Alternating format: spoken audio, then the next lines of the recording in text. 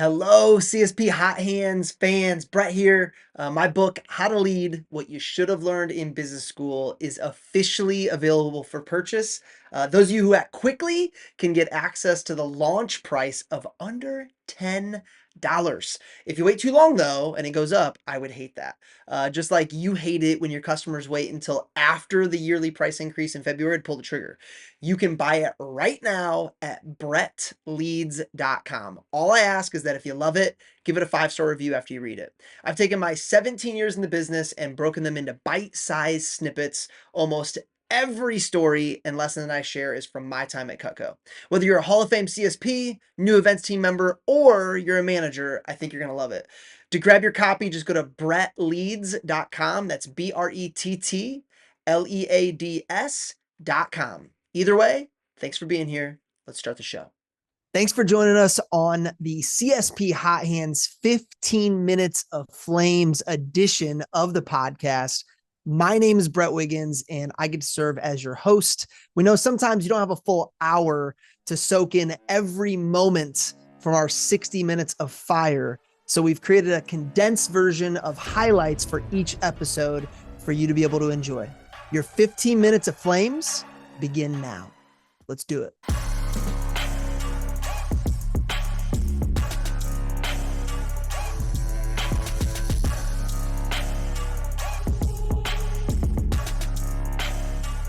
I think when people think you, they think of rhythm. They think of consistency. How do you feel like you create rhythm in your business that prevents burnout and allows you to maintain momentum throughout a calendar year? What are some keys for you when you think about year over year making that happen? I would say a lot of it has to do with back to like the reflection piece. And I'd probably say a lot of my answers will have like a thread of reflection in there, because what reflection does is it allows you to like audit how you're doing, good, bad, or indifferent.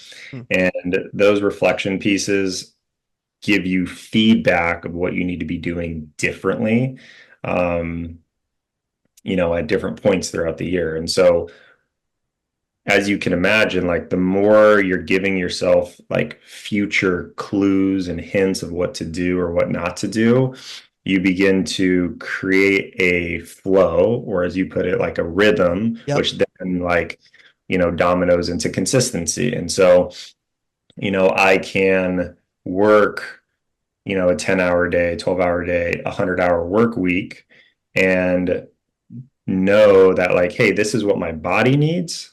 This is what my relationship needs. This is what I need for myself before that, during that, after that, and making sure I'm giving myself those things.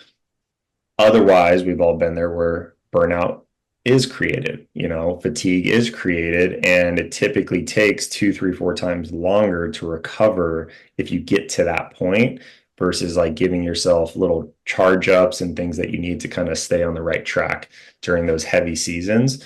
I feel like a lot of the people I work with that choose to go CSP, they have to shift from working as like a sprinter to a marathon runner. Was there a point where you decided like, hey, this is worth taking time out of the business and selling a little less short term to reflect every week, every month, whatever the case may be? When did that hit you? Was there a moment that it was like, all right, if I'm going to do this, I've got to create a consistent year-round program that I can feel great about versus just keep on sprinting and then pass out, sprint, pass out? Yeah.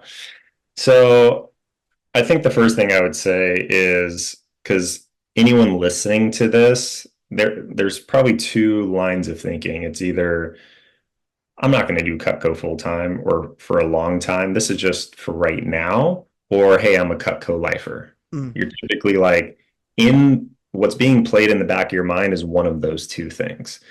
Normally there's not an in between. And so I find that even if you're a Cutco lifer, it's easier to like think in like longer stints. But if you're not, which I think is a lot of people, they're not like, oh, I'm going to be with Cutco forever. Shifting the mindset of, hey, I might not be with Cutco forever, but just in case I am, why don't I create a schedule that allows me to be more sustainable long term? And that'll pay dividends for you in a lot of different ways, just shifting that perspective. And it's kind of like just playing your cards better. So you're in a position of choice. Uh, what's something that you do differently now that you saw yourself butchering as a newer rep now that you kind of understand the psychology of sales a lot more? So let's see. I would say, well, I was a part of like a mastermind group called Abundant. You probably, Ben Skemper. Yeah, yeah, yeah. So it was Epic, then Yep. Abundant. So that was like a mastermind group. I I was still a listen to, I don't know if you ever met Janowski as a part of that program, but Justin's got a really cool program now too. So yeah, I love those guys. Yeah, and so in some of those like masterminds or retreats that we had, there's just a lot more question-based Mm. coaching, if you will, Yep. which kind of led the path of spending more time with my own thoughts. And that was kind of, I would say, a big piece to me making the connection of like, man, if I spend more time thinking and reflecting and just get into the practice of asking questions more, what kind of answers can come up? And I think another piece there was like, earlier on in the business, I had a drive to like try to be the absolute best I could be. And I wanted to like achieve at a really high level. And so for me to do that, I was like, I need to start asking myself questions that aren't being asked amongst anybody within Cutco to reach levels that have never been reached. Some people really struggle having that mindset, and it's just so much easier for them to complain or find a buddy who's willing to complain with them or just kind of take it for, I guess this is how it's going to be right now. How do you find yourself snapping out of those moments and getting to that mindset? How do you get there quickly? I'm sure it's not perfect all the time. Mhm. But how do you find yourself getting there more quickly than most? I think a big principle that I live by, and I'll share with a lot of people that I talk to, is like where you are right now is 100% your fault. And that might come across as like really good, like I'm proud of where I am, or it might like create a little bit of friction, but it's designed to be a little like evoke that, Yeah. which is like where you are right now is 100% your fault. And even though you can't choose like your parents and where you live, like choices you've made over the last, 10, 20 years has led you to where you are today. And so, when you learn to I have learned that when you learn to take responsibility for your situation, the goods, the bads, the challenges, the gifts, and you say, okay, this is the hand I've been dealt, what am I going to do about it? Is really empowering.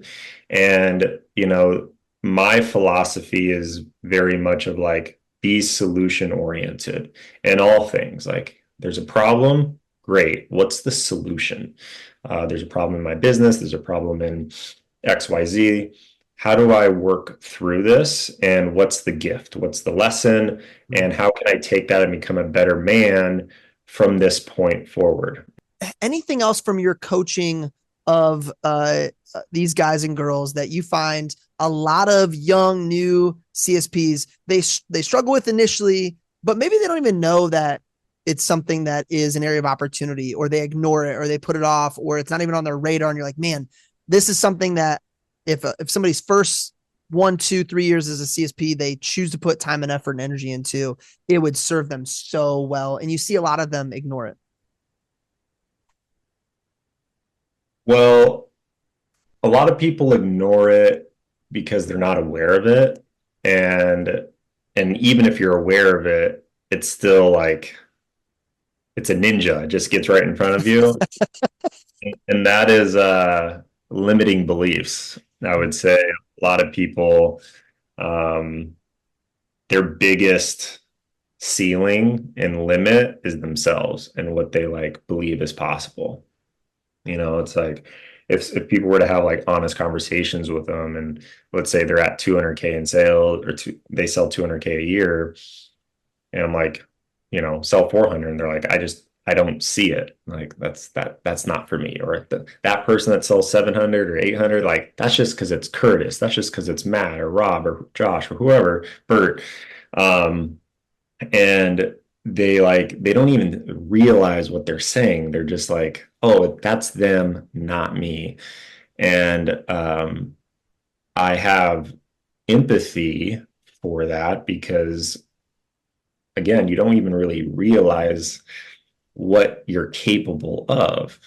If you were to ask me, rewind 15 years ago, like, hey, did you ever think you were going to be able to sell, you know, 200K back then, let alone 400, let alone 600? Be like, yeah, you're crazy. Like the highest person at that point was selling like 400,000. So you just don't think it's possible. And so I think that's where the area of opportunity is like, I call it playing in possibility. It's like, well, what is possible? What could you create? Like, let's just play in that realm. Doesn't mean you have to commit to it. Doesn't mean that, we're branding you to that number. It's just like, well, if it was possible, what would it look like? And so you're bypassing. It's like a back door to Yeah, there's like, so much power in just allowing yourself to get a little curious. Favorite qualifying questions to ask during interactions? What's on that list? favorite qualifying questions. I think I don't think there's going to be anything rocket science here, Mhm. but I would say the one question that is really helpful, if asked at the right time, is, hey, Brett, if we found a set that came with pieces you would use, and it was at a price point that fit in the budget, is that something you would be open to? Mm. And so what I'm doing is seeing if they're open and willing to commit to a purchase. And you don't want to ask that too soon because it might feel awkward or too Sure. rushed. And you don't want to ask it too late either. But like after you've done a little 60-second demo, learned a little bit about who they are, what they need, what their pain points, things like that. Asking that question of like, hey, I'm just curious, like if we did find you a set that came with pieces you would use at a price point that fit in the budget, is that something you'd be open to? And then when they say yes, I look at that as like, well, if this doesn't work out, that's on me because they just told me if it fits in the budget and they would use it. I just need to make sure it fits in the budget and it's Yep. pieces they use. And so that's been a really It's got to helpful. empower you for the rest of that interaction too, right? Like it's like all the nervousness, all of the like, are they into it or not? It's all gone. And now it's just like, okay, I can play offense Mhm. by taking a second to really get permission that, hey, this is something that they are willing to do today. I love that. If you ever lose, I hate the word control, not a fan of the word control, but I feel like as a salesperson, you're definitely guiding conversations, right? And if you ever feel like you've lost control of that, what are some things you do or questions you ask to kind of get back in the driver's seat of an interaction? And just to clarify the question, this is like you're in an interaction, you kind of like you said lost the direction because they're taking control. Is that kind of Correct. Yep. okay?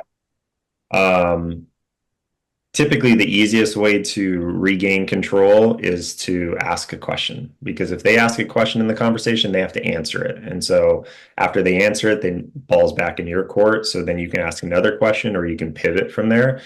But sometimes you work with like it's more like men, and not all men, but certain men that have like a little bit more of a Mm, like bull mentality where it's like, I want to be in control of this. And so I'll give them that perceived control mm, to questions, let them flow the way they want. And then once the energy, if you will, is kind of like dissipated where they feel like they're in control, I'll kind of like gently take the reins by asking a question. And now they're answering my questions and I can like redirect them where I need to from that place. dude, by the way, that's 100% me. If I feel like I'm getting sold at any point, I immediately like tense up and it's like, oh no, we're done. But again, it's through asking questions that you're regaining that. Managing kind of all or nothing customers. So if I buy anything, I'm going to buy everything. And then it turns out, well, they say they can't afford to do that today. How do you guide that to end up with them purchasing something that works for them today? If they start out with like, hey, they're an all or nothing person and it feels you become very aware of that early on. Mhm. Yeah, so I think one of the things I'll say to help me hedge against that even coming up Mm-hmm. is say, hey, let's do this. Why don't we go ahead and I'll show you the retail price, the discounted price. If it fits in the budget, great. If not, I can always show you something different. I don't say smaller, I just say different. And so what that does is like, hey, there's always a plan B and option B. And so that kind of gives me like safe passage, if you will.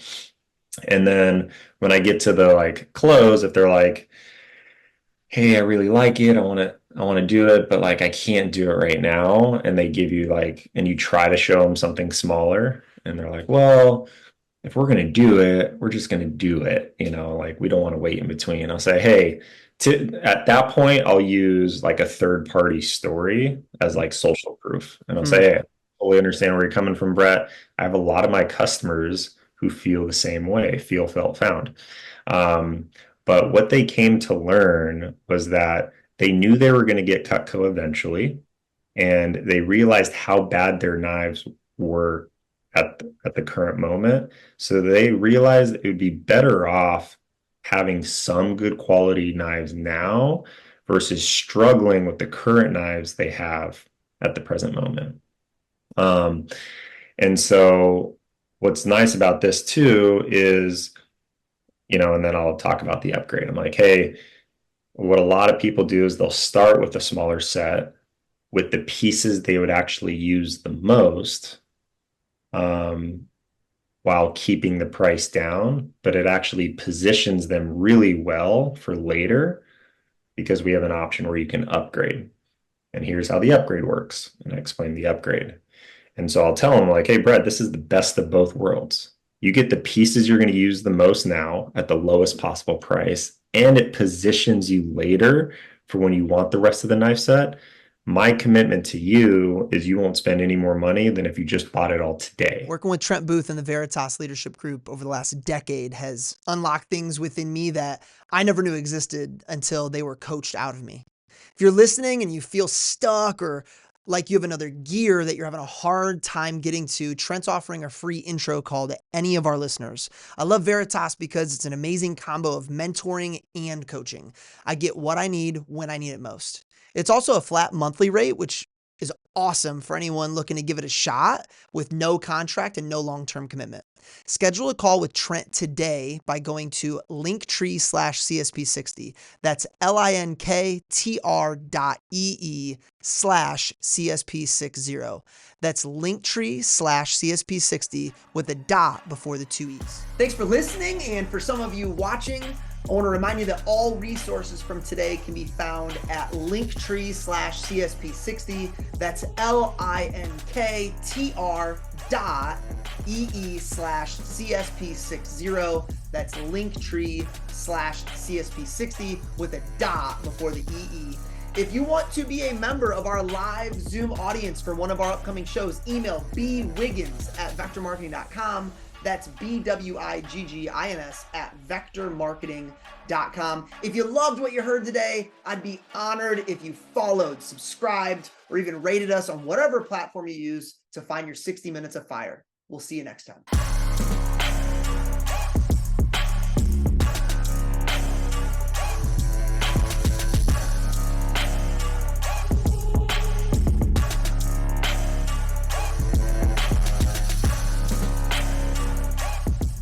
If you're still tracking and categorizing all your own expenses, I have a message from your CPA. Stop. If you're listening to this podcast, chances are your goals include growing your sales. And one way to do that is delegating admin responsibilities by trading time for money. Rising Stock and MyBooks.pro is exactly what you need. Rising Stock is an all-encompassing financial tracking and coaching program, where MyBooks.pro is exactly what it sounds like. They just do your books. You can choose to just have them track your expenses or take advantage of everything they have to offer. Do your business and your CPA a favor by scheduling a free intro call today at linktree/CSP60. That's linktr.ee/CSP60. That's linktree/CSP60 with a dot before the two E's.